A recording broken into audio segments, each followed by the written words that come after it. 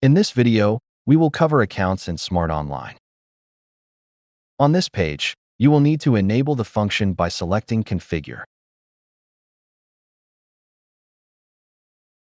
In the new window, choose to enable the feature, set a Level 1 account name, specify whether it is required, and then save your changes.